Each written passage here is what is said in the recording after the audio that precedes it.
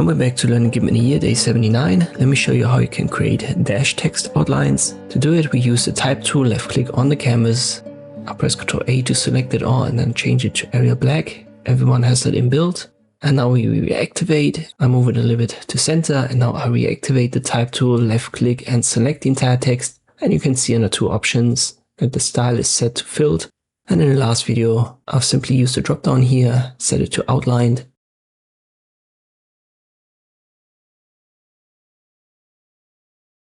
Can change the solid color of the outline right here.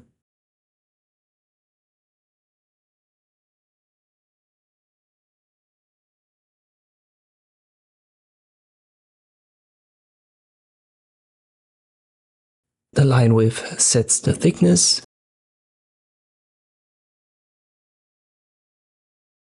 Let me go with 15.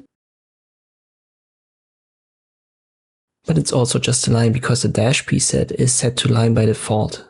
And if you change that, we can give our text dots and dashes, and also the dash pattern above can be used. Just left click drag on these stripes and you can create more gaps and lengthen or shorten these dashes. And then it will be set to custom by default. So it's fully customizable where you can adjust your dashes individually. It's a good idea to start with a line and then left click drag here on the dash pattern and you can see the effect applied in real time.